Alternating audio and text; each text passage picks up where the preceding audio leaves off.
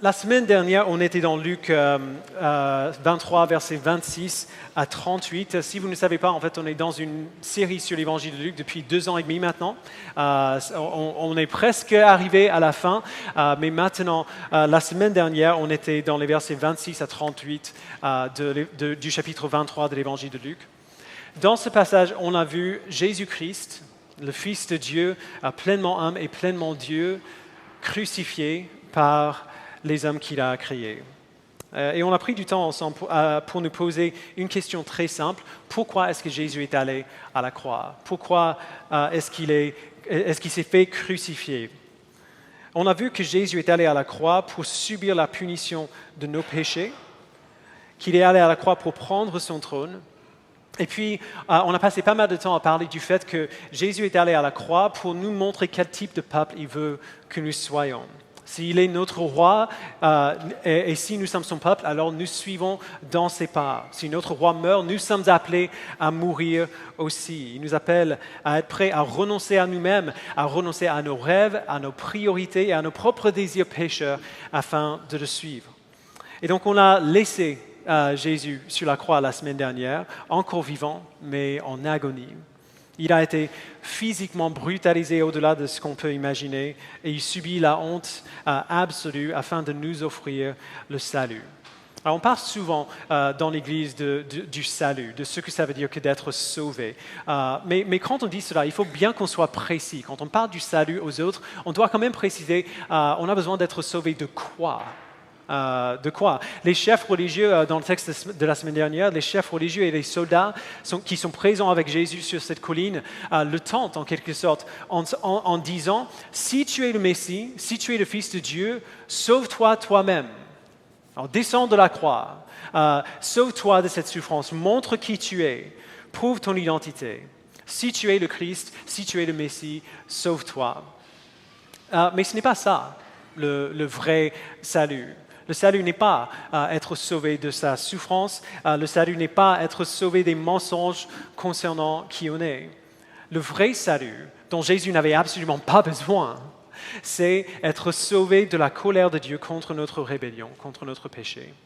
Voilà ce que Christ a gagné pour nous à la croix, et voilà ce qu'il offre à tous ceux qui viendraient avec lui, à lui avec foi.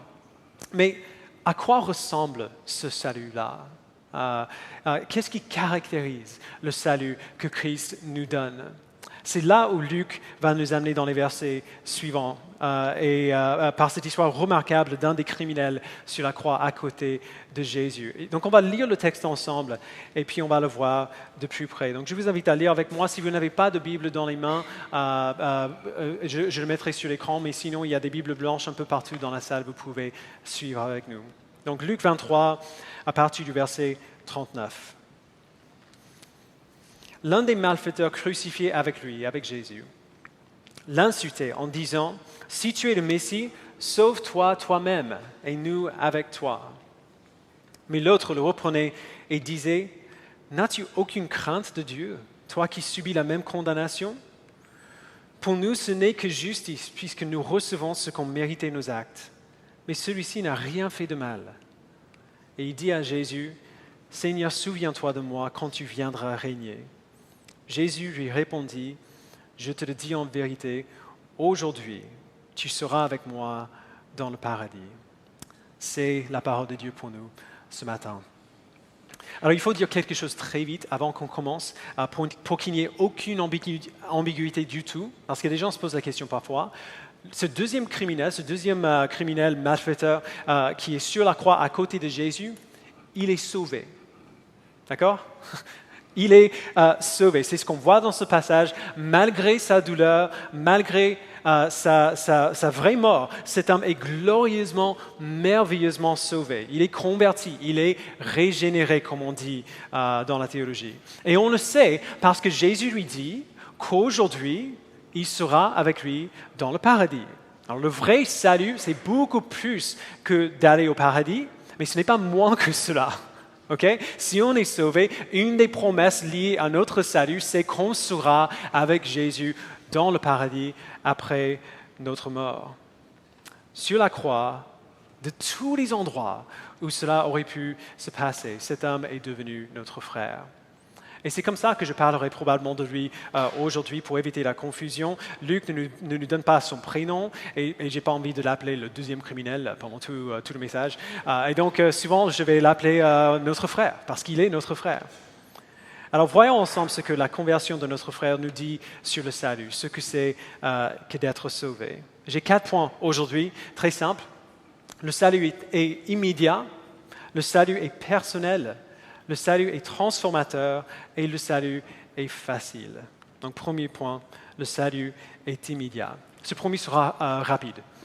Encore, notre frère est un criminel. C'est tout ce qu'on sait sur lui. Matthieu nous dit dans son évangile que ces 2 criminels étaient des brigands et qu'au moins au début, ils se moquaient tous les deux de Jésus. On le voit dans Matthieu 27. Et quand même, quelque chose s'est passé pendant les heures qu'il a passées suspendu à côté de Jésus, qui a radicalement transformé cet homme qui est devenu notre frère. Le Saint-Esprit fait une œuvre en son cœur qui le fait voir quelque chose que le premier criminel ne peut pas voir. Il se tourne vers Jésus et il dit, au verset 42, « Seigneur, souviens-toi de moi quand tu viendras régner. » Et Jésus lui dit, verset 43, « Je te le dis en vérité, aujourd'hui tu seras avec moi dans le paradis. » Vous ne trouvez pas ça horriblement injuste? C'est juste moi qui ai cette pensée-là. Ce gars n'a pas suivi Jésus. Il n'était pas un de ses disciples. Il n'a fait que passer quelques heures avec Jésus et au moins une partie de ce temps, il se moquait de lui. Et tout ce qu'il fait, c'est demander à Jésus de se souvenir de lui. Et ça marche. Oui, ça marche comme ça. Il dit, « Seigneur, souviens-toi de moi. » Et qu'est-ce que Jésus ne dit pas? Il ne dit pas, « Désolé mon grand, tu aurais dû penser avant à ça. » Il ne dit pas, « Peut-être, mais tu devras passer quelques siècles au purgatoire pour payer le prix de tes péchés. » Non.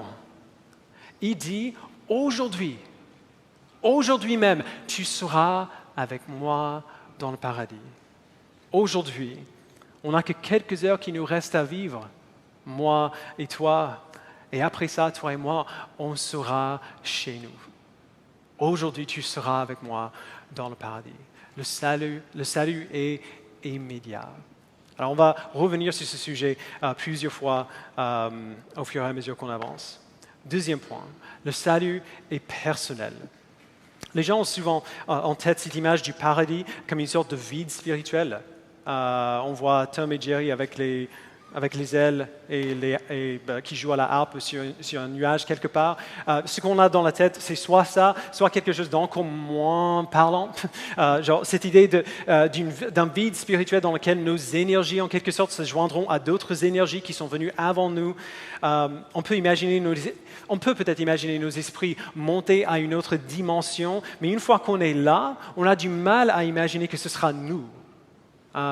Il y a beaucoup de films, beaucoup de livres de fantasy qui parlent dans ce sens-là un petit peu, qui imaginent que nous ferons maintenant partie de quelque chose de plus grand, mais nous ne serons plus nous exactement. Mais ce n'est pas ce que la Bible nous dit. La demande de notre frère est parfaite. Il dit, « Seigneur, souviens-toi de moi quand tu viendras régner. » Et qu'est-ce que Jésus dit? Il dit, « Aujourd'hui, tu seras avec moi dans le paradis. » Toi, pas ton énergie, pas l'essence de qui tu es. Toi, tu seras avec moi et je saurai que c'est toi et tu sauras que c'est moi. Nous serons ensemble, moi et toi, dans le paradis. Et cette réalité est très importante pour nous, les chrétiens. Parce que si le salut n'est pas personnel, si nous ne restons pas pleinement nous-mêmes au paradis, alors nous n'avons aucune raison pour espérer en ce qu'on espère, en fin de compte, en la résurrection. Si vous ne savez pas de quoi je parle, écoutez bien, c'est une nouvelle excellente. La Bible nous dit que 3 jours après la mort de Jésus, il est revenu à la vie. Désolé pour le spoiler, ça va venir dans quelques semaines, mais voilà ce qui s'est passé. Après 3 jours dans le tombeau, il est revenu à la vie et son corps a été glorifié, c'est-à-dire rendu parfait. Pendant sa vie terrestre, Jésus a vécu dans un corps humain limité comme les nôtres. Il a pris une nature humaine comme nous. Il devenait fatigué. Il tombait malade. Il avait faim comme nous. Mais après sa résurrection, son corps était changé. Alors on ne sait pas exactement en quoi son corps a été changé. On sait qu'il était reconnaissable, mais pas tout de suite. Il y a des gens qui le connaissaient bien, qui n'ont pas reconnu au début. On le voit Jésus faire des choses que les êtres humains ne pourraient pas faire. On ne sait pas exactement les détails de ce à quoi ressemblait ce corps glorifié, mais ce qu'on sait, c'est que son corps a été rendu parfait. Le corps humain tel que le corps humain devait être. Et il est monté au paradis, Luc nous dit dans Actes chapitre 1, il est monté au paradis dans ce corps. Au cas où c'est nouveau pour vous, pensez-y un petit peu. Christ est encore vivant aujourd'hui et il règne depuis le ciel dans un corps humain physique qui est parfait. Aujourd'hui, Jésus-Christ n'est pas un esprit, ce n'est pas un fantôme, ce n'est pas seulement une âme séparée de son corps. Jésus-Christ est un être humain, pleinement homme et pleinement Dieu, comme quand il était sur terre, et maintenant glorifié. Et la Bible nous dit qu'un jour, il reviendra sur cette terre, dans ce corps-là, et il amènera le paradis avec lui.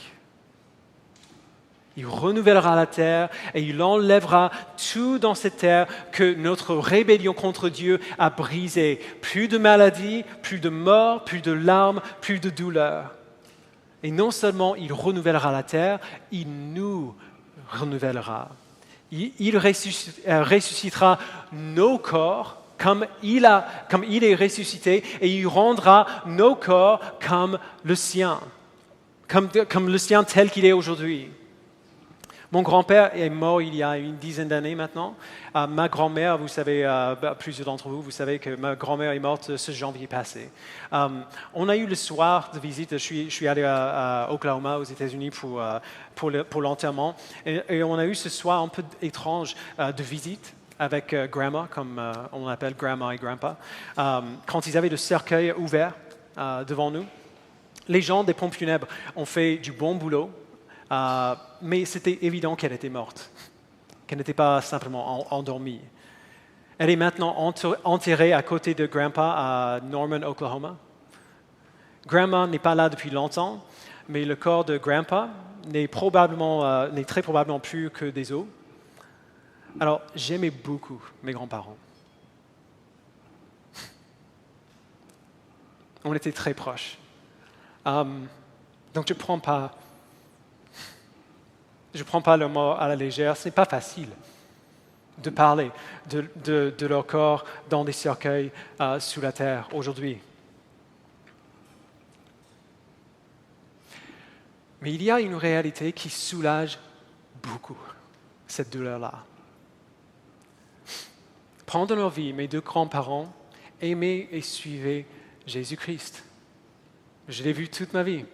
Je ne comprenais pas avant l'âge adulte. Mais ils suivaient et ils aimaient Jésus-Christ pendant leur vie. Ce qui veut dire que leurs corps sont actuellement enterrés, en train de décomposer. Mais eux, mes grands-parents, ils sont avec Jésus-Christ. Aujourd'hui, Grandpa, il est toujours Grandpa. OK? Il n'a pas changé en quelqu'un d'autre. Grandma est toujours Grandma. Et ils sont tous les deux merveilleusement heureux avec Christ en ce moment même, maintenant. Ils sont merveilleusement heureux avec lui. Et un jour, quand Christ reviendra renouveler la terre, il ramènera Grandma et Grandpa avec lui. Leurs corps seront ressuscités et renouvelés et ils seront de nouveau non seulement eux-mêmes, mais physiquement eux-mêmes. Sauf que ce jour-là, Grandma n'aura plus d'arthrose. Son corps ne sera plus dévasté par le cancer et par le traitement qu'elle a subi. Grandpa aura un cœur avec des artères qui ne se bloqueront jamais et qui n'ont plus jamais besoin d'opération. Ils vivront pour toujours dans ces corps glorifiés totalement et pleinement eux-mêmes. Leurs identités sont maintenant et seront toujours parfaitement intactes. Quelle nouvelle! Quelle nouvelle merveilleuse! Jésus dit aujourd'hui, tu seras avec moi dans le paradis. Le salut est profondément personnel. Ensuite, le salut est transformateur. Alors, voici la partie du message que certains d'entre vous ne voudront pas entendre. Alors, on y va. Le salut nous transforme. Si nous avons été sauvés par le Saint-Esprit, nous ne resterons pas comme avant. Même si ce récit du criminel crucifié à côté de Jésus est court, Luc nous donne en fait beaucoup d'infos concernant la transformation qui a eu lieu en lui. D'abord, on voit que cet homme, notre frère, s'est approprié sa propre culpabilité. Verset 40, il dit à l'autre criminel qui se moque de Jésus, il dit « N'as-tu aucune crainte de Dieu, toi qui subis la même condamnation ? Pour nous, ce n'est que justice, puisque nous recevons ce qu'ont mérité nos actes. » Autrement dit, même si quelques minutes auparavant, il se moquait de Jésus aussi, maintenant il comprend qu'il s'est rebellé contre Dieu et qu'il mérite sa punition. Alors je veux faire attention ici. Certains chrétiens qui passent par un moment difficile seront très tentés d'entendre ce que cet homme dit et de s'identifier avec ça, mais d'aller un peu trop loin en se disant eh bien, Dieu est clairement en train de me punir aussi. Dieu me punit, ma souffrance est une punition pour un péché que j'ai commis dans ma vie. Alors il faut réaliser que si vous pensez comme cela, vous reniez au moins en partie l'efficacité de l'œuvre de Christ pour nous. Cet homme, notre frère sur la croix à côté de Jésus, il a subi la punition des hommes pour ses crimes. Mais Christ a subi la punition de ses péchés. Vous comprenez la différence ? Il n'a pas porté ses propres péchés à la croix. Il a subi la punition des hommes pour ses crimes, comme n'importe qui va en prison quand il commet un crime. Mais c'est Jésus-Christ qui a subi la punition de ses péchés. Christ a porté nos péchés à la croix, il les a mis sur lui-même à 100%, et Dieu ne punit pas le même péché deux fois. Il est juste. Il a puni nos péchés dans la personne de Jésus-Christ à 100%. Du coup, je ne veux jamais donner à ces chrétiens qui souffrent l'idée que leur souffrance est quelque part une punition pour leurs péchés, et je ne veux certainement pas leur faire du mal quand ils sont au plus bas. Cela dit quand même, je pense que de manière générale, on a besoin d'apprendre à relativiser un petit peu mieux. Cet homme regarde à ce qu'il est en train de souffrir à la croix et il dit « En fait, c'est juste. C'est ce que je mérite. C'est juste. » Une question fréquente que les gens se posent quand ils souffrent, c'est « Qu'est-ce que j'ai fait pour mériter ça ?» La réponse à cette question est toujours facile. J'ai péché contre un Dieu saint. Nous avons tous péché contre un Dieu saint et nous méritons tous la punition éternelle. Alors, est-ce que notre souffrance est une punition de Dieu pour notre péché ? Absolument pas. Mais est-ce que nous le méritons ? Bien sûr que oui. Bien sûr que oui. Nous le méritons tous et bien pire encore. Peu importe l'intensité de notre souffrance, elle est beaucoup moins que ce que notre péché mérite en réalité, ce que notre rébellion contre Dieu mérite. Notre frère a accepté cette réalité-là. Il a accepté sa culpabilité et ce que son péché mérite. Ensuite, il a accepté sa propre mort imminente. Alors c'est assez incroyable quand même. Notre frère sait qu'il va mourir et il ne cherche pas à s'y échapper. L'autre criminel le cherche en se moquant comme les chefs religieux et comme les soldats. Il dit la même chose que « Si tu es le Messie, sauve-toi toi-même et nous avec toi. » Mais notre frère, il ne fait pas ça. Même si clairement, à ce moment, il croit que Jésus est qui il dit être. Il croit que maintenant, Jésus est le Messie. Il ne demande pas à Jésus de mettre un terme à sa souffrance. Il sait qu'il va mourir et il ne cherche pas à s'échapper à sa propre mort. Alors pourquoi est-ce que c'est important ?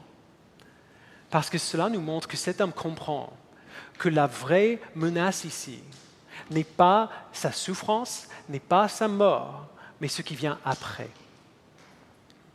La vraie menace n'est pas ce qu'il est en train de souffrir ou la mort par laquelle il va passer bientôt, mais ce qui vient après cette mort-là.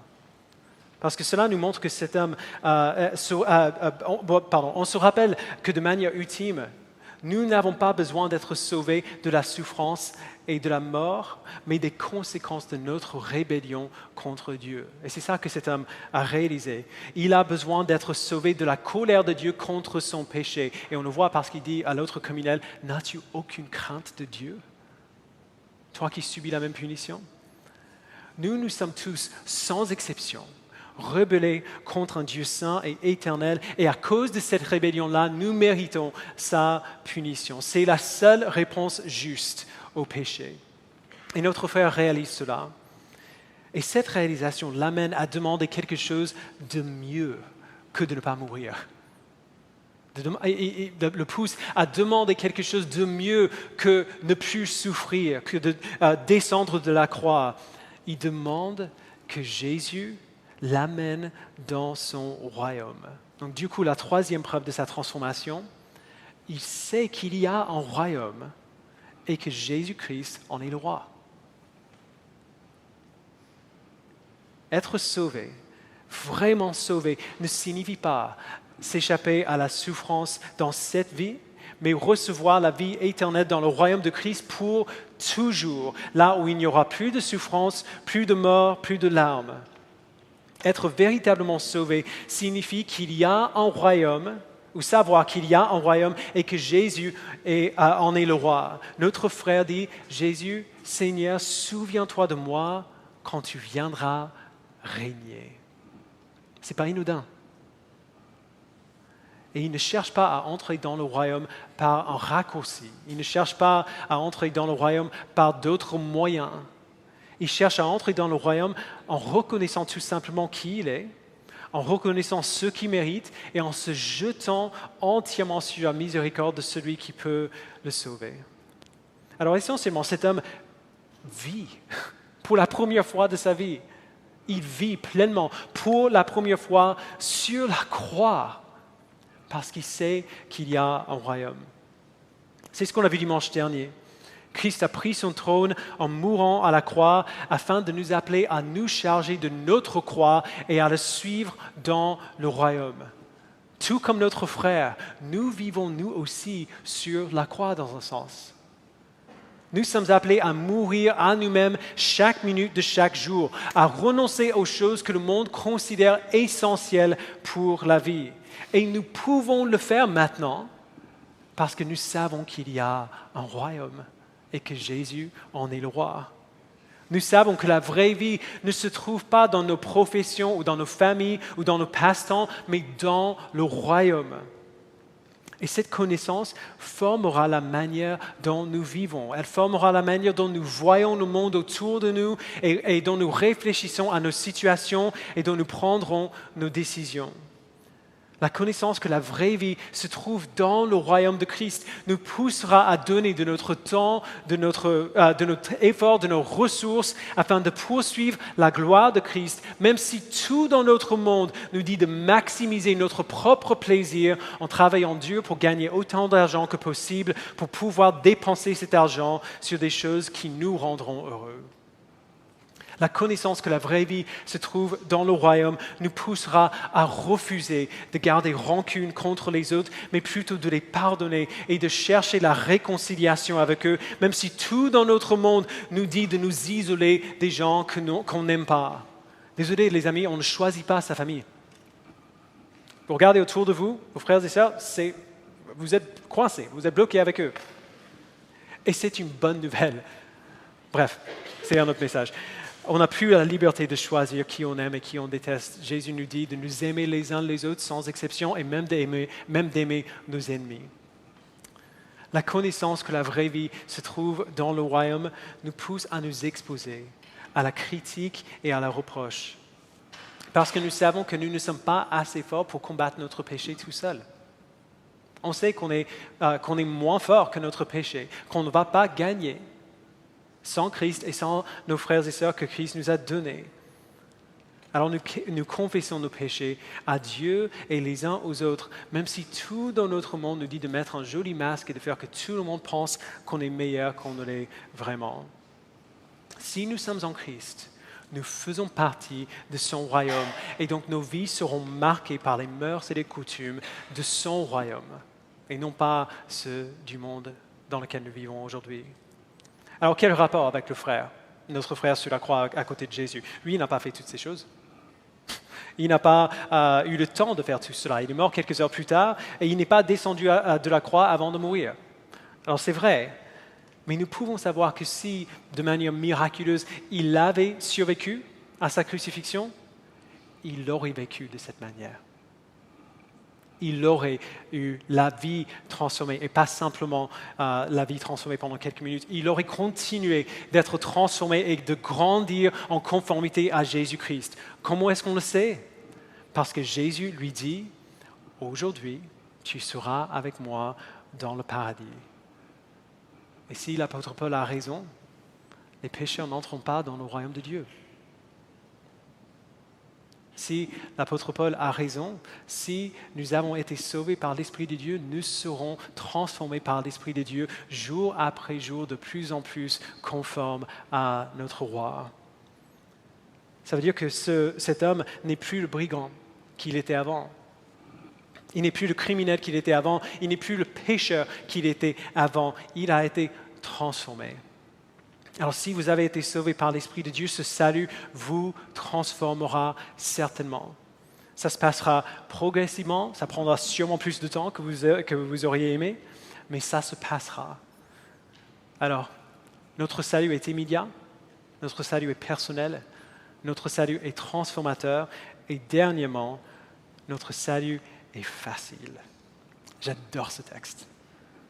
Parce qu'il souligne à quel point le salut est incroyablement facile. Notre frère n'a rien fait. Il ne s'est pas réformé moralement avant de venir à Christ. Il n'a pas visité les malades. Il n'a pas donné aux pauvres. Il n'a pas accueilli les chrétiens dans sa maison. Il n'a pas dirigé un groupe de maison. Il n'était même pas baptisé. Tout ce que cet homme a fait, tout ce qu'il pouvait faire à ce moment, c'était demander. Et non seulement il ne fait rien à part demander, à part poser la question, souviens-toi de moi quand tu seras avec moi, quand tu viendras régner. Non seulement il ne fait rien, il ne sait rien non plus. Il ne fait aucune formation théologique, il ne donne aucune profession de foi comme nous on l'entend, aucune articulation claire de l'évangile dans ce passage. Tout ce qu'il sait, c'est qu'il va bientôt mourir, qu'il est coupable devant Dieu et qu'il mérite sa colère, et que cet homme Jésus peut le sauver de cette colère-là. La plupart des églises refuseraient de baptiser cet homme sur la base de ce qu'on voit ici. Alors, de bien des manières, c'est normal. Si cet homme avait vécu, l'Église aurait cherché en lui plus que ce qu'on voit ici. Elle lui aurait enseigné, elle l'aurait formé à être un disciple de Christ. Mais tous les cases que les églises demandent aux gens de cocher afin d'être accueillis dans la famille de Dieu ont parfois la conséquence non voulue de faire que les gens pensent que leur salut est conditionnel. Qu'on doit cocher ces cases dans sa connaissance et dans sa pratique afin de pouvoir dire qu'on est sauvé et savoir qu'on est sauvé. Mais aucune de ces choses-là, aucune connaissance, aucune pratique n'a sauvé notre frère. Il ne sait rien et il ne fait rien, et quand même, Jésus lui dit, « Aujourd'hui, tu seras avec moi dans le paradis. » Et il le dit parce qu'il sait ce qui se passe dans son cœur. Jésus connaît la foi que l'Esprit a produit en lui, malgré le fait qu'il y a peu de preuves visibles, extérieures de cette foi-là pour l'instant. Ce n'est pas notre connaissance théologique qui nous sauve. Ce n'est pas notre pratique qui nous sauve. Ce n'est pas notre moralité qui nous sauve. Ce n'est pas le fait qu'on a grandi dans l'Église qui nous sauve. Nous sommes sauvés uniquement et purement grâce au Saint-Esprit qui applique l'œuvre de Jésus-Christ à nos cœurs. Alors c'est une nouvelle merveilleuse pour nous. Mais peu importe combien c'est une bonne nouvelle, voici le moment où beaucoup de gens commenceront à être un peu inquiets. Peut-être pas inquiets, mais cyniques au moins, à cause de tout ce qu'on a dit avant sur la transformation. Ces gens vont se dire, oui, il est facile d'entrer dans le royaume, c'est vrai. Placez votre foi en Christ, repentez-vous de vos péchés, on est dans le royaume. Et c'est vrai. Mais Jésus a fait que venir au salut soit facile, mais vivre son salut, rester dans le royaume, c'est beaucoup plus dur. Si cet homme avait vécu, s'il n'était pas mort à la croix, il aurait vu que la vie chrétienne, vivre son salut est beaucoup plus difficile qu'il n'imagine. Si c'est vous qui dites ça, je vous aime et donc je serai franc avec vous, vous avez tort. Le salut est facile du début à la fin. Venir à Christ est facile et vivre pour Christ est facile aussi. Et pour ne pas que vous pensiez que j'invente ce que je dis là, regardez avec moi Matthieu chapitre 11, verset 28. Je le mets sur l'écran. Jésus dit, « Venez à moi, vous tous qui êtes fatigués et courbés sous un fardeau, et je vous donnerai du repos. Acceptez mes exigences et laissez-vous instruire par moi, car je suis doux et humble de cœur, et vous trouverez le repos pour votre âme. En effet, mes exigences sont bonnes et mon fardeau léger. » Et pour le clarifier encore plus, la version du Semeur traduit le verset 30 avec un peu plus de justesse. Oui, mon joug est facile à porter et la charge que je vous impose est légère.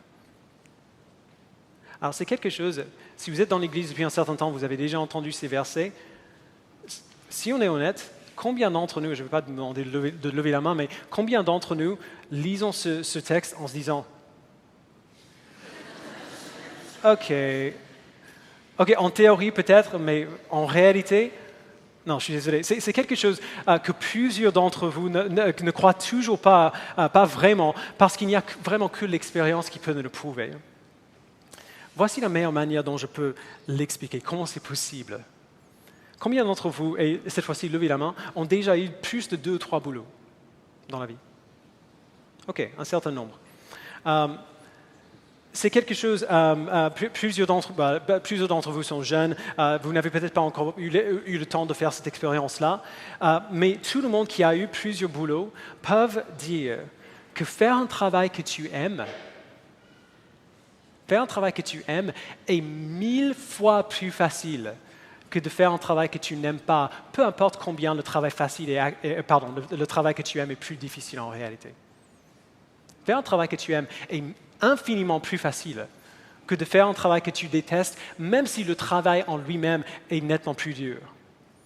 Je n'ai jamais eu de boulot plus difficile que mon travail actuel en tant que pasteur de cette église. En janvier, ce janvier passé, j'ai décidé avec Loane de ne travailler que 5 jours par semaine, simplement parce qu'on a trouvé que ce serait plus sage pour notre famille. Avant cela, depuis avoir implanté l'église en septembre 2014 jusqu'à décembre 2019, je travaillais 6 jours et en moyenne 60 heures, très souvent jusqu'à 80 heures par semaine. Depuis 5 ans, ma famille prend généralement 2 ou 3 semaines de vacances par an. On n'est jamais partis ensemble pour le week-end depuis l'implantation de l'église, en tout cas pas selon mes souvenirs. Je n'ai jamais eu de travail qui soit plus exigeant. Physiquement, mentalement, émotionnellement, depuis 5 ans, je suis épuisé tout le temps.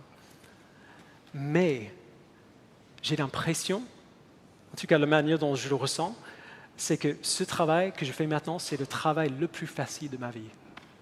Parce que je l'aime. J'adore ce que je fais. Je n'imagine vraiment pas maintenant faire autre chose que ce que je fais aujourd'hui. Alors, mon but n'est pas de parler d'un métier en particulier, d'un ministère en particulier. Je dis tout cela simplement pour souligner le fait que lorsqu'on fait ce qui nous rend heureux, notre travail est facile, peu importe combien il est difficile.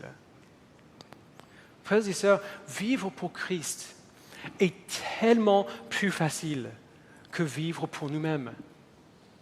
Tellement plus facile. Si vous vivez pour vous-même, alors nécessairement, vous vous dépenserez dans des choses qui vous décevront parce que vous êtes décevants. Vous êtes des gens décevants. Vous êtes tous des dieux affreux. Et moi aussi. Mais chacun des commandements que Dieu nous donne dans les pages de la Bible existe pour notre bien et pour notre joie et pour notre vie. Il nous a créés pour vivre ainsi. Alors oui, souvent c'est difficile. Mais on trouve avec le temps et avec l'expérience que quand on lui obéit, même quand c'est difficile, eh bien ça marche. Contre toute attente, Dieu sait de quoi il parle. On apprend que Dieu sait comment, non seulement comment nous instruire, mais juste comment il a créé le monde. On commence à voir la logique derrière les commandements qui nous appellent à agir comme il nous a créés pour vivre et que quand on lui obéit, on est plus heureux en lui parce qu'il nous a créés pour vivre ainsi. Une des choses les plus difficiles pour moi en tant que pasteur, c'est de voir certains d'entre vous donner à Jésus seulement une partie de votre vie et puis vous plaindre quand ça ne marche pas comme vous le voulez. Vous dites, Jésus, je vous donnerai quelques heures le dimanche, un soir de la semaine et OK, quelques-unes de mes interactions au travail. Mais ma sexualité, mon argent, mes amis, désolé, ces choses sont à moi. Et puis vous venez à ces domaines que vous lui avez donnés, vous venez à l'église le dimanche, vous venez au groupe de communauté, épuisé et écrasé parce que votre vie a été sapée par ces choses que vous refusez de donner à Jésus. C'est fatigant d'essayer d'être le Dieu de votre propre vie. Si seulement nous l'écoutions, si seulement nous lui donnions toute notre vie, nous verrions que renoncer à nous-mêmes et nous charger de notre croix et suivre Jésus est infiniment plus facile que de poursuivre notre propre plaisir. Alors je comprends que ce que je dis maintenant peut sembler soit horriblement irréaliste, soit horriblement idéaliste. Et certains d'entre vous sont prêts à vous mettre en colère contre moi, genre ok, ça y est, il a perdu la tête. Ou alors simplement à vous éteindre mentalement parce que clairement j'ai tort. Alors que ce soit bien clair, est-ce que je dis que la vie chrétienne n'est pas difficile ? Bien sûr que non. La vie chrétienne est terriblement difficile. Ceux d'entre vous qui suivez le même plan de lecture que moi dans le groupe des hommes, vous savez qu'on a terminé la lettre aux Hébreux cette semaine. Vous vous souvenez de la fin du chapitre 11 de la lettre aux Hébreux? L'auteur fait une longue liste des héros de la foi. Et à la fin de cette liste, il dit que certaines de ces personnes ont été ridiculisées, persécutées, battues, emprisonnées, lapidées, sciées en deux. C'est difficile. Être scié en deux, j'imagine que ça doit être difficile à supporter. La vie chrétienne est difficile. Oui, c'est douloureux, mais voici le truc. Si vous regardez aux exemples concrets que nous trouvons dans les récits du Nouveau Testament, après la venue de Jésus-Christ, notamment si on regarde aux apôtres, on ne les entend pas se lamenter de leurs difficultés. C'est ces hommes-là qui ont été tués, d'ailleurs, pour leur foi. On ne les entend pas se lamenter de leurs difficultés. On entend Jésus demander à ses disciples s'ils veulent le quitter comme tous les autres parce que son enseignement est tellement difficile. Et Pierre répond, « Seigneur, à qui irions-nous? Tu as les paroles de la vie éternelle. » On le voit dans Jean 6, 68. On voit les apôtres arrêtés et battus par le Sanhédrin. Et Luc nous dit dans Actes 5, 41, les apôtres quittèrent le Sanhédrin joyeux d'avoir été jugés dignes d'être maltraités pour le nom de Jésus. L'apôtre Paul a tout perdu quand il a commencé à suivre Christ. C'était un pharisien, un membre de l'élite religieuse en Israël. Pardon. Il était un de ceux qui persécutaient activement les chrétiens. Alors quand lui, il a choisi de devenir un de ceux que lui et sa bande persécutaient avant, il a tout perdu. Il a perdu sa réputation qui était sans égale. Il a perdu sa communauté. Il a perdu ses amis. Il a perdu son mode de vie tout entier. Mais quand il parle de ce qu'il a perdu, qu'est-ce qu'il dit? Philippiens 3, versets 8 et 9, il dit « Je considère même tout comme une perte. » à cause du bien suprême, qui est la connaissance de Jésus-Christ, mon Seigneur. À cause de lui, je me suis laissé dépouiller de tout. Et je considère tout cela comme des ordures afin de gagner Christ et d'être trouvé en lui. Alors bien sûr que la vie chrétienne est dure. La vie chrétienne est éprouvante, absolument. Elle est parfois douloureuse, oui. Elle est toujours difficile, mais elle est facile. Elle est facile. Parce que c'est en Christ et dans cette vie que nous trouvons la vie, que nous vivons pour la première fois. Elle est facile parce que lorsque nous donnons tout à Christ, peu importe combien c'est difficile, c'est comme si nous pouvions enfin respirer pour la première fois. Cette vie est facile parce que même quand elle est difficile, l'alternative est infiniment plus dure encore. Entrer dans le salut est facile parce que Christ a fait toute cette œuvre pour nous. Et vivre notre salut est facile parce que c'est là où on peut enfin et vraiment vivre. Il y a pas mal de personnes ici qui ont grandi dans l'Église ont entendu des pasteurs parler du salut tellement de fois que nous avons du mal à nous souvenir que le salut est un miracle. Ce n'est pas quelque chose que nous faisons, c'est quelque chose que Dieu fait en nous. Alors dans ce texte, Dieu nous rappelle à être émerveillés devant ce salut incroyable, devant ce miracle qu'il a fait en nous. À tomber à genoux devant lui et lui remercier pour nous avoir sauvés, lui remercier pour la connaissance qui se souviendra de nous quand il viendra régner. Qui se souviendra de nous lorsque nous mourrons et que ce jour-là, nous serons avec lui dans le paradis, parce que le salut est immédiat. La plupart d'entre nous ont entendu dire que le salut est rendu visible par le changement qu'il produit dans nos vies. Mais n'oublions pas que ces changements nous rendront heureux si nous laissons Dieu faire son œuvre. Que travailler à notre salut avec crainte et tremblement, comme Paul dit, est plus facile que de le refuser. Peut-être qu'aujourd'hui, Dieu essaie de faire, en certains d'entre nous, un peu de chirurgie spirituelle.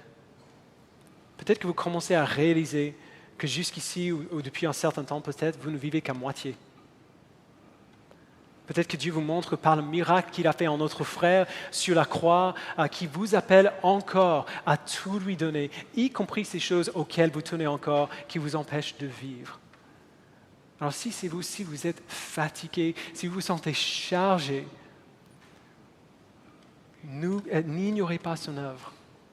N'endurcissez pas vos cœurs, donnez-lui tout. Prenez son joug sur vous et laissez-vous instruire. Son joug est facile à porter et le fardeau qu'il nous impose est léger. Alors, certains d'entre vous ici entendent peut-être tout cela pour la première fois. Peut-être que vous vous dites, ça paraît bien tout ça, mais tu ne me connais pas. C'est clairement pas pour moi. Si vous me permettez de vous contredire avec amour, si le salut est possible pour cet homme, c'est possible pour vous aussi. Il ne savait rien avant de venir à Christ. Il ne connaissait pas sa Bible. Il n'avait jamais ouvert la Bible, peut-être. Il ne connaissait pas l'Évangile. Il n'a fait aucune réforme morale avant de venir à Christ. Il est venu avec toute sa culpabilité et toute sa faiblesse et il s'est simplement jeté sur la grâce et la bonté de Christ. Et nous sommes appelés tous à faire de même. Dans un instant, on va prendre la scène et pendant ce temps, on vous donnera quelques minutes pour faire cela. Mais avant cela, je vous invite à prier avec moi. Père, nous te remercions pour le don merveilleux de ton Fils. Nous te remercions, Père, de la vérité que ton salut est immédiat, qu'il est personnel, qu'il est transformateur et qu'il est finalement facile. Donne-nous, Père, de ne pas imaginer que vivre pour toi est un fardeau, c'est un don, c'est une joie. Vivre pour nous-mêmes est infiniment plus difficile. Donne-nous, Père, des yeux pour voir que c'est la vérité. Merci, Père, pour ton Fils qui nous a sauvés. Donne-nous de vivre notre salut avec crainte et tremblement, en sachant bien que c'est toi qui fais l'œuvre en nous, de nous donner le vouloir et le faire selon ton plaisir. C'est au nom de Jésus-Christ que nous le prions. Amen.